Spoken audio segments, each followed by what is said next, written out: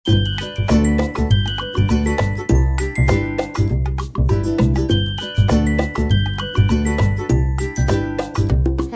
Guys, good morning. আশা করি সবাই খুব ভালো আছো।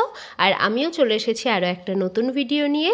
সকাল সকাল বাসি কাজবাজ সেরে চলে এসেছি রান্নাঘরে সকালের জলখাবার রেডি করতে।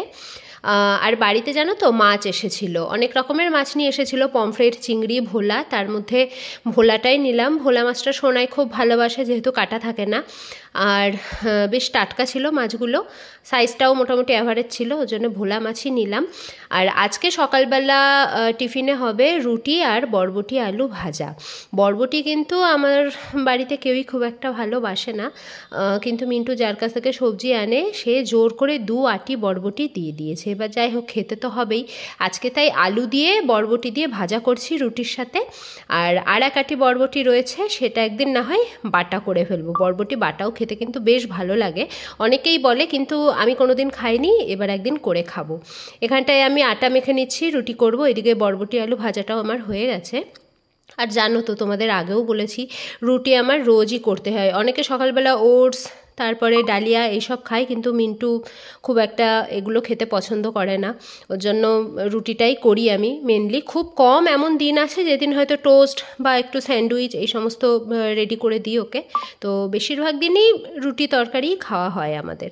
আর সোনাইয়ের যেহেতু স্কুল নেই, ওর জন্য সকালে আর ভাত করতে হবে না। আর সোনাইকে দিয়ে দিয়েছি খেতে।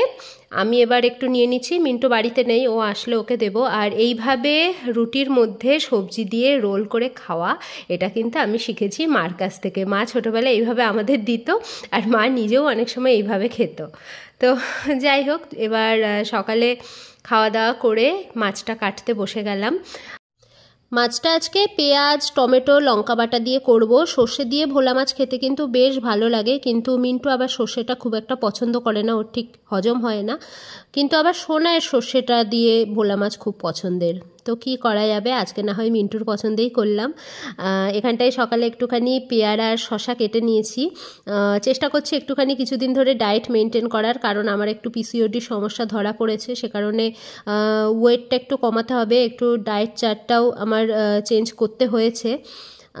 যাই হোক, ডাক্তারের কথা মতো চলে কিছুটা হলেও ভালো আছি এখন। আর এদিকে মাছগুলো আমি ভেজে নিয়েছি। ভোলা মাছটা আজকে করব একটু পেঁয়াজ, লঙ্কা, টমেটো এইসব বাটা দিয়ে করব। তো ওদিকে মিক্সিতে মশলাটাও পেস্ট করে নিলাম, আর এদিকে কিন্তু মাছ ভাজাও আমার হয়ে গেছে। তো শীতের বেলা জানোই তো, মানে চোখের নিমিষে সময় যেন গড়িয়ে যায়। এদিকে মাছের ঝোলটা ফুটে উঠেছে, মাছ ভাজাগুলো তার মধ্যে দিয়ে দিলাম। আর ভোলা মাছের মধ্যে একটু যদি ধনেপাতা ছড়িয়ে দেওয়া যায়, খেতে কিন্তু দারুণ লাগে। আজকে জানো তো, একটা বিশাল বড় গন্ডগোল হয়ে গেছে। আমি কাজবাজ করে পুজো দিয়ে ঘরে এসেছি, তখন প্রায় 2:30 বাজে। আমার খেয়ালই নেই যে আজকে সোনাইয়ের 2:30 থেকে নাচের ক্লাসে রিহার্সাল রয়েছে। তো খাওয়া দাওয়া সব তো তোল্লাই গেল, আমরা ছুটলাম নাচের ক্লাসে। নাচের ক্লাস থেকে বেরিয়ে এই ভিডিওটা করছি।